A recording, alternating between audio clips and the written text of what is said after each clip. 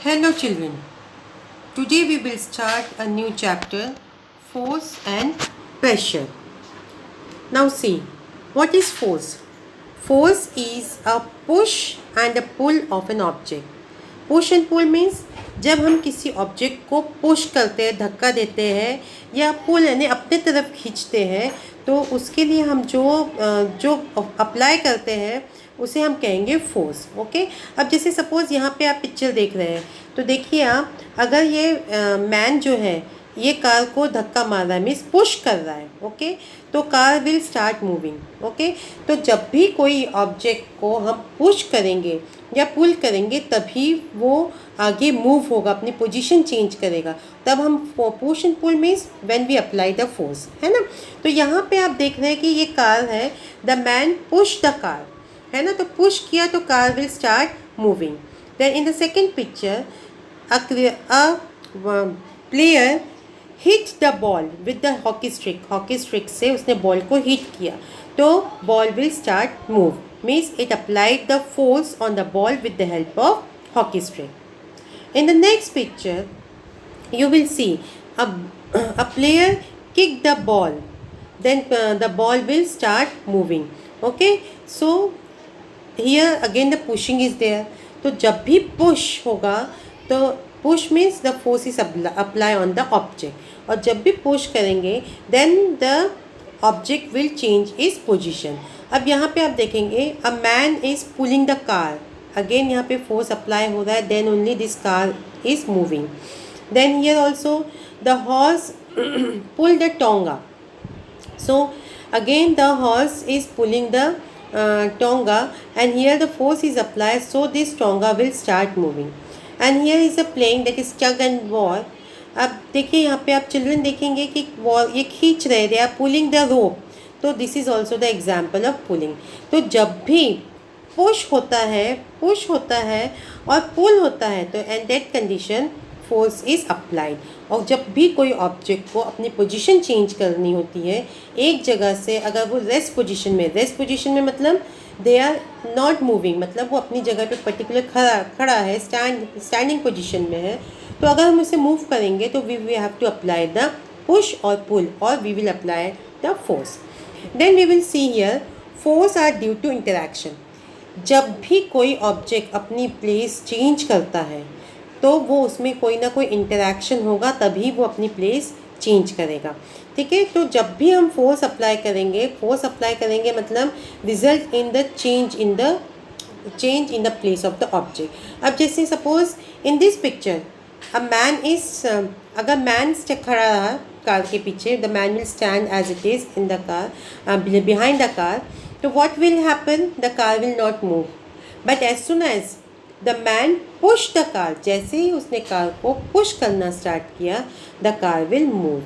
तो मतलब यहाँ पे क्या हुआ कि there is interaction of car and man. तभी यहाँ पे force अप्लाई हुआ and car will move.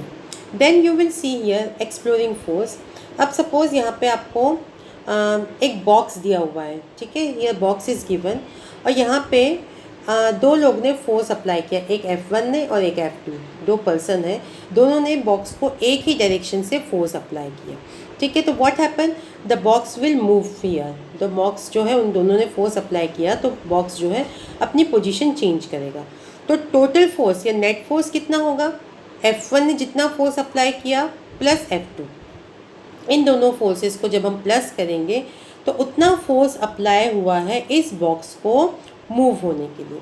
मगर सपोज सेकंड कंडीशन है, अगर दो लोग जो है इस बॉक्स के अपोजिट डायरेक्शन में करें, एक इस डायरेक्शन में एंड सेकंड वन इस this direction.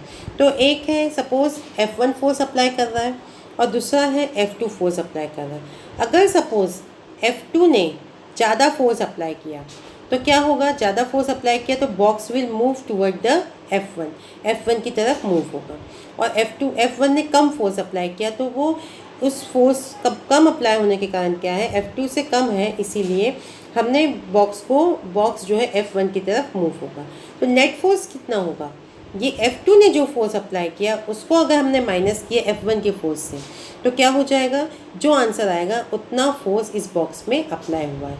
Suppose I am giving you one example. Suppose F2 के पास 12 न्यूटन का फोर्स है, 12 newton is a unit to measure the force, ठीक है, और F1 के पास 10 न्यूटन का फोर्स है, ठीक है। तो इस बॉक्स में कितना फोर्स अप्लाई हुआ है, तो हम क्या करेंगे, 12 minus 10 that will be the 2 Newton. इस बॉक्स को मूव होने के लिए 2 न्यूटन का फोर्स की ज़रूरत हुई है। तो अब ये जो है नेट फोर्स है, depend on the net force जो डिपेंड होता है, द इफेक्ट जो है फोर्स का वो डिपेंड होता है कि किसने कितना ज़्यादा फोर्स अप्लाई किया है, ठीक है। Then we will see the effect of force on the object. अब देखिए, जब फोर्स ऑब्जेक्ट पे कोई भी हम फोर्स अप्लाई करते हैं तो उनमें अलग अलग इफेक्ट होता है। First effect is the force can make the object to move from the rest. अगर सपोज कोई ऑब्जेक्ट स्टिल पोजिशन में है, रुकी हुई जगह पर है, तो अगर फोर्स अप्लाई करेंगे तो वो अपने रेस्ट पोजीशन से मूव हो जाएगा। जैसे आपने देखा यहाँ पे कार कार जो है रेस्ट पोजीशन में, पर जैसे ही इस मैन ने उसे पुश किया तो क्या होगा, the car will start moving. Then force can stop the moving object. अब जैसे कोई ऑब्जेक्ट है, जैसे यहाँ पे आप देख रहे हैं इस पिक्चर में, ये बॉल जो है मूव हो रही है, पर जैसे ही इस प्लेयर ने इस बॉल को कैच कर लिया तो वो जो मूविंग बॉल है वो अपनी जगह से स्टॉप हो गई और उस प्लेयर के हाथ में आ गई। तो दैट इज़ व्हाट, फोर्स से हम कोई भी मूविंग ऑब्जेक्ट को रोक सकते हैं। Then force can change the speed of object if it is in moving. अब सपोज यहाँ पे कोई पर्सन है, ही इज़ साइकिलिंग, ठीक है, अगर वो साइकिलिंग कर रहा है, अगर उसने पैडलिंग जो है उसने स्लोली किया तो cycle will move slowly, but जैसे ही उसने पैडलिंग जो है साइकिल की जोर से किया तो the cycle will move faster, उसकी स्पीड चेंज हो जाएगी। तो that is what, force can change the speed of the object if it is in moving. Then force can change the direction of the motion of the object. अब देखिए यहाँ पे आपने cricket game देखा है आपने, तो जो बॉलर है उसने बॉल फेंकी, तो पर जैसे ही बैटर ने उस बॉल को बैट से मारा तो what happen, the ball will change its direction. उसने अपनी डायरेक्शन चेंज कर ली जैसे ही, तो इसने बैट से मारा, मतलब what the force is applied by this player. Then force can change the shape of the object, और फोर्स में कॉज वन और मोर ऑफ इट्स इफेक्ट। अब जैसे suppose you might have seen that your mother is preparing dough. अब यहाँ dough से your mother is preparing chapati with the help of this roll pin, है ना, तो क्या होगा, इस डव का शेप ही चेंज हो गया, क्यों, आपने फोर्स अप्लाई किया। तो इस तरह से फोर्स के अलग अलग इफेक्ट होते हैं। ऑब्जेक्ट अगर रेस्ट में है तो वो मोशन में आ जाता है, और जो मोशन में है उसमें फोर्स अप्लाई करेंगे तो इट विल स्टॉप मूविंग, और अगर स्पीड जो है अगर कम है, अगर फोर्स ज़्यादा अप्लाई करेंगे तो इट विल मूव फास्टर। अगर ब्रेक लगाएंगे, ब्रेक लगाना भी is a kind of A applying force, तो वो मूविंग साइकिल विल स्टॉप और इट्स स्पीड विल डिक्रीज। अब वैसे ही अभी आपको बताया कि फोर्स जो है डायरेक्शन भी चेंज करता है, जैसे अभी हमने देखा प्लेयर का एग्जांपल, क्रिकेट का एग्जांपल देखा। इन the same way the force can change the shape of the object. यहाँ पे आपने डव का एग्जांपल देखा कि फोर्स जैसे ही अप्लाई करें तो इस डव का शेप ही चेंज हो गया है।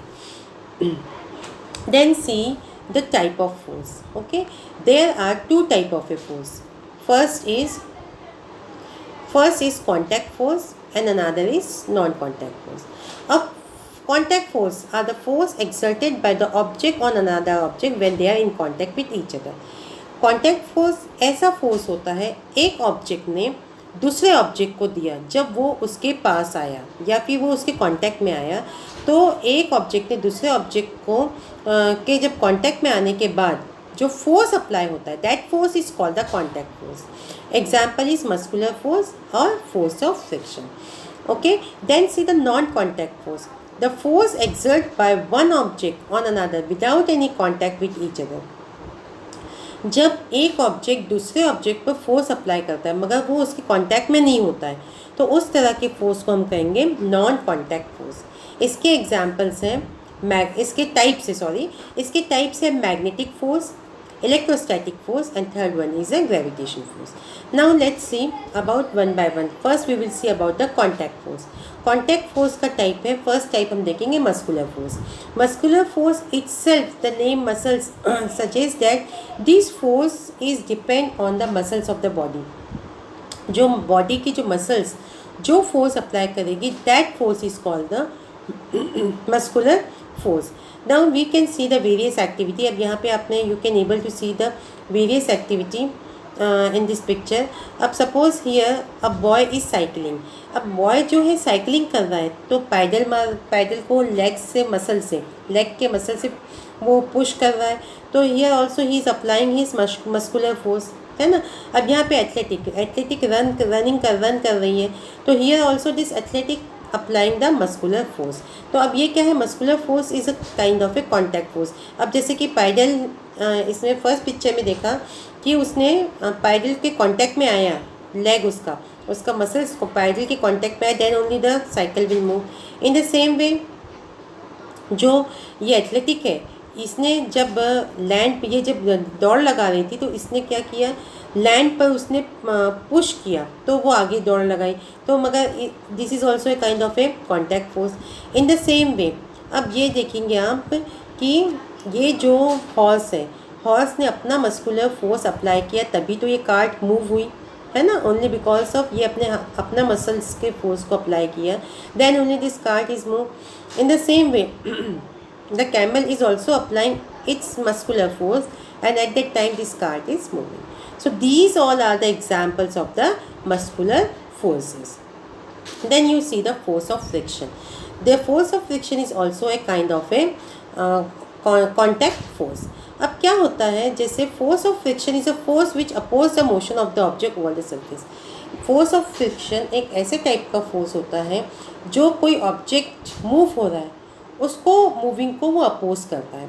ठीक है. अब जैसे सपोज एग्जांपल आपको मैं बता रही हूँ, जैसे ये बॉल है, आपने इस बॉल को ग्राउंड पे फेंका तो ये कुछ देर तक रोल होगी, एंड रोल होने के बाद ये जो है अपने आप रुक जाएगी. तो ऐसा क्यों होता है, सपोज जैसे आपको भले जो अपनी लैंड है वो स्मूथ दिख रही है, लैंड विल लुक स्मूथ, मगर जब इसको हम मैग्नीफाई करके देखेंगे तो इस लैंड में क्रिस्टफ ऐसे जिगजैग होता है. ठीक है. जब इस लैंड को, ज़मीन को हम मैग्नीफाई करेंगे तो ये इस तरह से जिगजैग हमें दिखेगा. तो जैसे ही we will start kicking the ball, ठीक है, तो क्या होगा, बॉल जो है इधर इस नीचे ऊपर में ये फंसते जाएगी और इसकी जो बॉल की स्पीड है वो अपने आप स्लो हो जाएगी. तो बॉल को तो फोर्स हमने इस डायरेक्शन में अप्लाई किया, मगर फोर्स ऑफ फ्रिक्शन जो है ये अपोजिट डायरेक्शन में इस बॉल को अप्लाई होगा. Due to force of friction किसने अप्लाई किया, दिस लैंड और या फिर ग्रास ने. तो this force of friction oppose the movement of the ball, and at that time the ball will slow down and it will come to rest after some time. अब let's see the next example. अब यहाँ पे ये cycling कर रहा है boy. Okay. It start pedalling. अब इसे पाइडलिंग करते करते इस पाइडल को उसने स्लो कर दिया या स्टॉप कर दिया. तो स्टॉप करने के बाद क्या होगा, साइकिल जो है कुछ दूर तक जाएगी और उसके जाने के बाद ये स्लो हो जाएगा, and then due to frictional force this cycle will stop. Okay. Then see the next type of a force is non contact force. ऐसा फोर्स जिसको हमने कांटेक्ट नहीं किया है but still it showing the force. अब ये the first example is magnetic force. अब जैसे आप सभी लोग जानते हैं कि जैसे हमने जो मैग्नेट है it also exert a force, and that force is called the magnetic force. Sir यहाँ here the example is given to you. अब जैसे ही आपने मैग्नेट को नेल के पास लेके आएंगे, पास लेके आए, आपने उसके कांटेक्ट में नहीं लेके आए, थोड़ा सा दूर ही रखा, बिल्कुल टच नहीं किया, बट स्टिल ये जो मैग्नेटिक फोर्स जो कांटेक्ट में नहीं है फिर भी द आयरन विल स्टिक. अब जैसे आपको पता है कि मैग्नेट में 2 पोल्स होते हैं, one is south pole and another is north pole. ठीक है. अगर सपोज अगर हमने नॉर्थ पोल और साउथ पोल, अगर हमने अपोजिट पोल्स जैसे नॉर्थ और साउथ पोल को हमने पास लेके आए तो इनके बीच में नॉन कॉन्टैक्ट फोर्स जिसे हम मैग्नेटिक फोर्स कहेंगे वो अप्लाई होगा, और this magnet will attract toward each other, attraction इनमें शो करेंगे. मगर अगर हमने वैसे ही इस मैग्नेट का हमने साउथ पोल और दूसरे मैग्नेट के नॉर्थ पोल के पास लेके आए, still it will show the attraction force, that is magnetic force, ये अट्रैक्ट होगा. मगर अगर हमने एक मैग्नेट का नॉर्थ पोल और दूसरे मैग्नेट का नॉर्थ पोल के पास लेके आएंगे, तो इनमें जो फोर्स अप्लाई होगा वो रिपल्शन फोर्स होगा। ओके, ये कभी भी आपने देखा था, पिछली क्लास में ही आपने देखा था कि same pole repel each other and different pole attract each other. तो अब ये नॉर्थ पोल और नॉर्थ पोल क्या है, सेम पोल है, तो ये एक दूसरे से दूर जाएंगे। उसी तरह से the next is south pole, और साउथ पोल को भी हम पास लेके आएंगे, तो this will also repel each other because same pole और same pole will repel each other. तो this is an example of a non contact force that is magnetic force. अब next type of a non-contact force is a electrostatic force. Okay, now see, the electrostatic force is what? A force produced or the exerted by the charge body.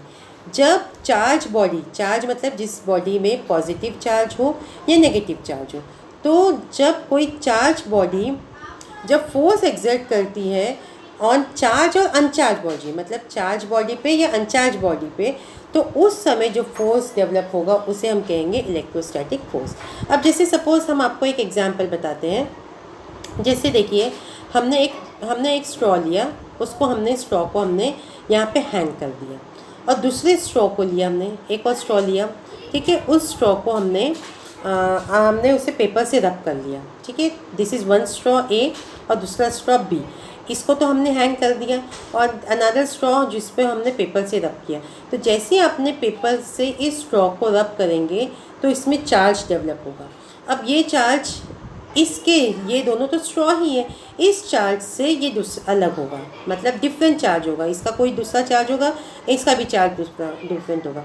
तो अभी मैंने आपको बताया कि different charge attract each other, तो ये अलग अलग चार्ज है, ये एक दूसरे से अट्रैक्ट होंगे। मगर आपने दूसरा कंडीशन देखेंगे, क्योंकि अब ये अट्रैक्ट क्यों होंगे, only because of electrostatic force of attraction, ठीक है। भले हम इनको एक दूसरे के कांटेक्ट में पूरी तरह से टच नहीं किया, but still they will attract each other.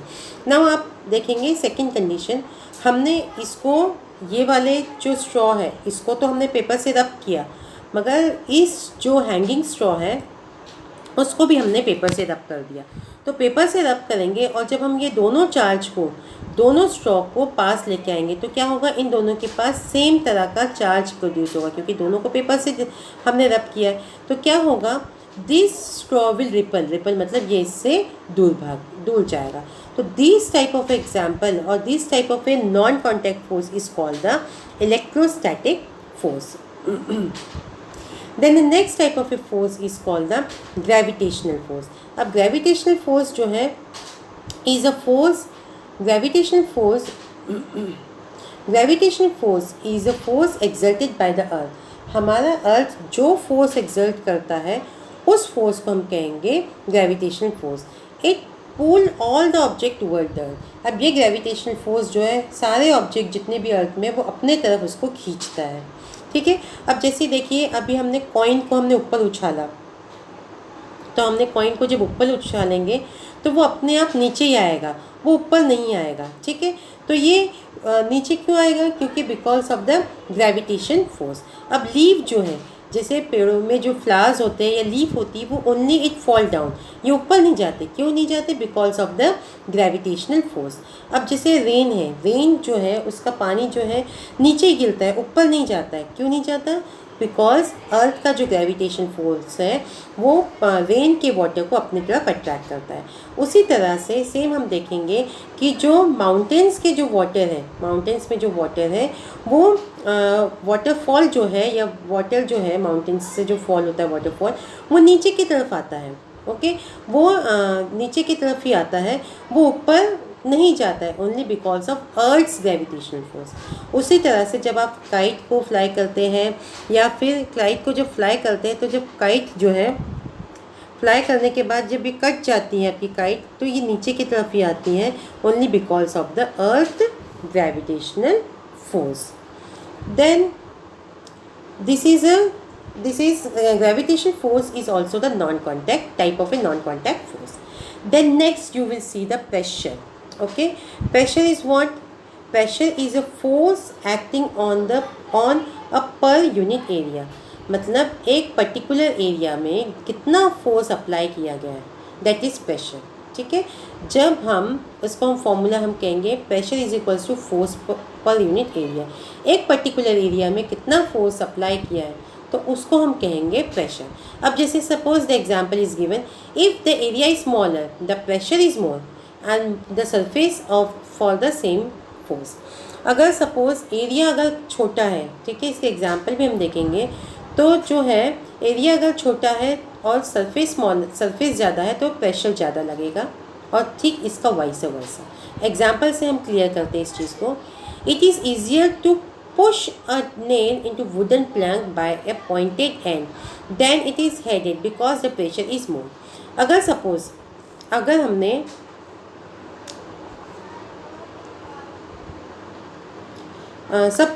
हमने इस नेल का इधर वाले इस पॉइंटेड पार्ट का, क्योंकि यहाँ पे सरफेस एरिया, यहाँ पे एरिया जो है वो कम है, यहाँ पे हमने मतलब प्रेशर अप्लाई किया तो नेल आसानी से वॉल पे ठुक जाएगी, वॉल पे आ जाएगी। मगर अगर हमने अपोजिट डायरेक्शन, इस डायरेक्शन से हमने वॉल पे अगर इसको ठोकने की खीले की कोशिश की तो ये नहीं ठुकेगी, क्योंकि इसका सरफेस एरिया जो है इसके कंपैरिजन में ज़्यादा है। तो जब ज़्यादा सरफेस एरिया होता है तो प्रेशर ज़्यादा अप्लाई करना पड़ता है, पर कम सरफेस एरिया होता है तो प्रेशर विल स्मॉल।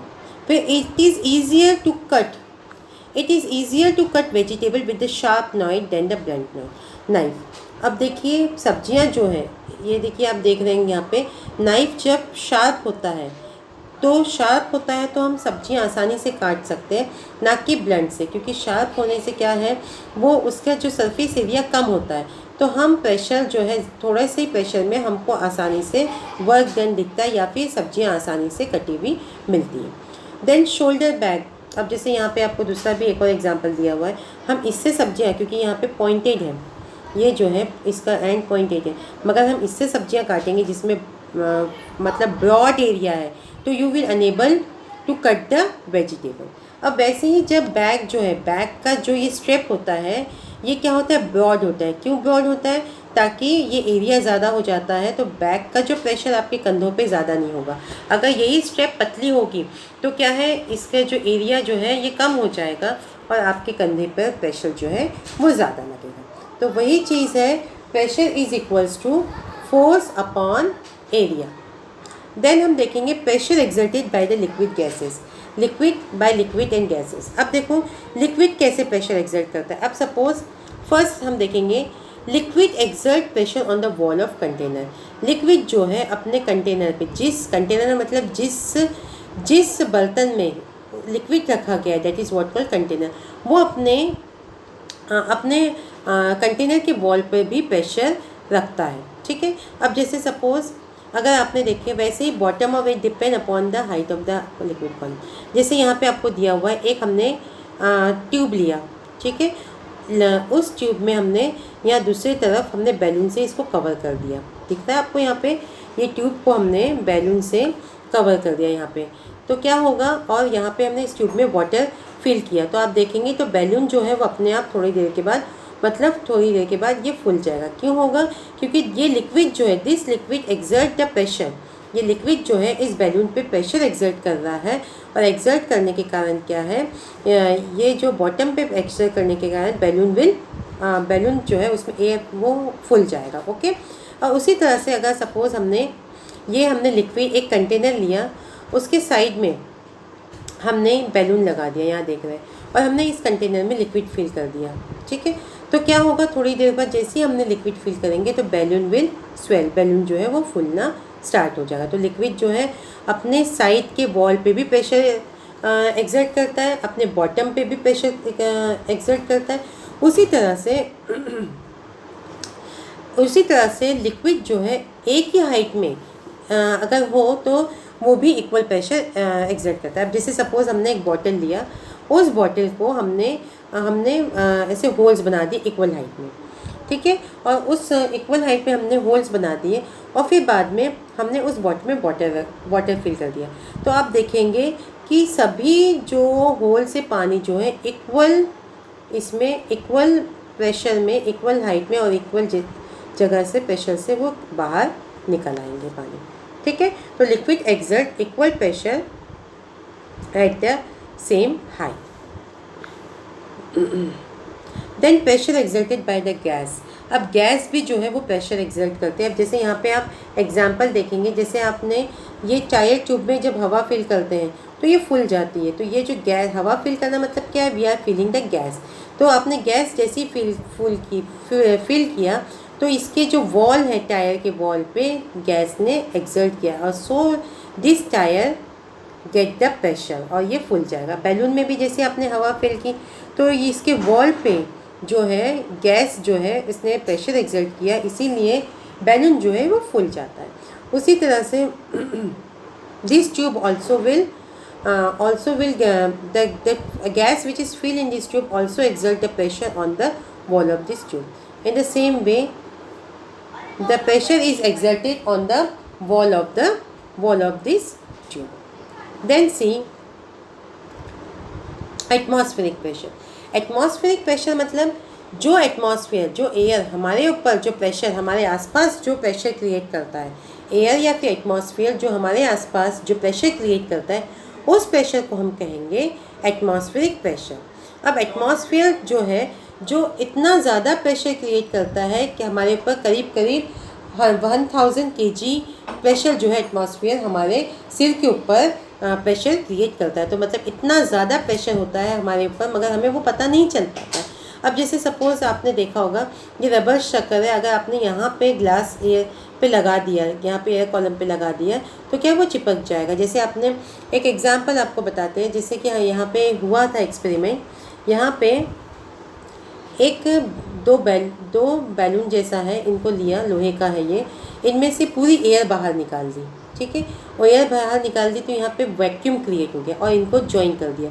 और जॉइन करने के बाद उनको उसमें वैक्यूम, एयर ही नहीं था, एयर क्योंकि रहता तो ये प्रेशर क्रिएट करता, तो ये जो बॉल है, कॉपर वायर बॉल, ये खुल जाता। मगर क्या है, इतना मतलब इसमें प्रेशर क्रिएट, मतलब प्रेशर ही नहीं था एयर का, वैक्यूम क्रिएट हो गया। तो दोनों तरफ से दोनों तरफ से हॉर्सों ने इस बैलून को, इस बॉल को खोलने की कोशिश की, but they are unable to open this ball because there was no air pressure.